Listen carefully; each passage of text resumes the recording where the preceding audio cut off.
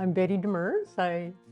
I was in the accounting field for a number of years, and when I retired, I became a wannabe rancher. Jack was a friend that I met at a dance at the Legion in Sylvan Lake on St. Patrick's Day back in 2014. And he was a lover of dancing and rodeos and people, women. But he became a close friend. Jack was passionate about people, I would say most of all. That's why he enjoyed dancing.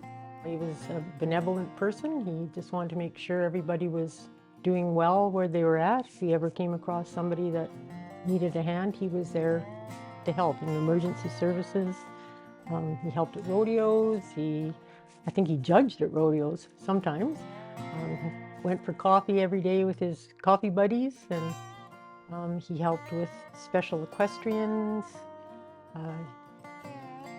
Just in general, he just wanted to help people out. He was just a real people person. Well, before he retired, he was in the oil and gas industry, and then he worked a pilot truck for a friend of his, and that gave him the opportunity to do all this dancing and rodeo. And so the time was basically his own. I knew that he had been diagnosed previously with renal cancer. I didn't know until January 2018 that it had been diagnosed, that it had metastasized to his brain. And it wasn't until May where it became evident that he had to find other housing. He couldn't help himself. He couldn't function at home. He was bedridden. If he needed to get up, I would have to help him out from behind and walk him 1 foot behind the other. It was sad for him. And I think it was sad for him even thinking of leaving his home, but I did what I could. It was suggested that hospice was possibly the care that he required. He was a smart man, and the choice was his, really, where he wanted to stay, and he wanted to try it out at the hospice.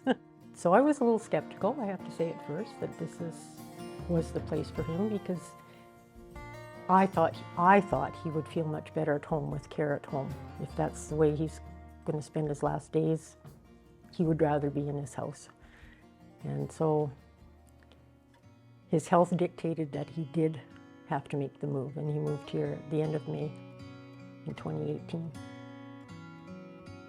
His sister flew in from the coast, and she and I came to the hospice just to take a look. The staff are unbelievable, I have to say. And for a person that's listening to it, it's hard to hear, let us care for him, you just be the friend or relative. No, I want to look after him. That's what I want to do. But it became clear that that's the better route, that you don't have to worry about bathing or making the meals because you're too busy doing that. Instead of being the person with him, you're being the person helping him. So it turned out really well for everyone concerned. Marjorie was one of my favorite nurses, and I had the opportunity to stay overnight. They give you accommodation that you can stay in the room with the resident. And she was just so gentle. Door would quietly open, and she'd come in, and now I will cry, touch his head or his hand, and ask if there's anything she could do for him or get for him. And I will never forget that. That was special. I think the care for his end-of-life journey was very special here. And I think he very much appreciated it.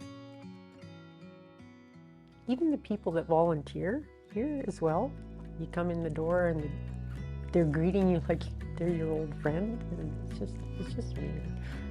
Being the benevolent person he was now on the receiving end of that, and I think that was a very strong feeling for him, like, wow. It allowed him still to see the people that he'd been close to in his life, and for him, I think that was special. They never once asked for any donation or paying for meals or paying for the room that was never at the forefront of hospice. So I think a light bulb went on and he thought, I can do something. And he did. I think Jack was willing to change his will because of the care that he received at hospice. And he knew that the expansion would be going on in the following year. And I think he just thought this would do the most good so other people could experience what I've experienced here. But I have experienced it, and it is the best place for a loved one. It allows you to be the loved one's friend or family member, and the care is all looked after. They have home-cooked meals, they have meeting rooms, which you wouldn't have at home. They have entertainment that comes in during the week. Everything that you could not supply at home is supplied here. The beds, the lifts for getting them to the tub room. Jack would be happy, absolutely, if he could see what his donation accomplished at the hospice. It's important to see Jack's legacy through these walls because that's what was near and dear to him in his final days. And I think he would be a happy camper if he was able to be here to see that he accomplished what he set out to accomplish.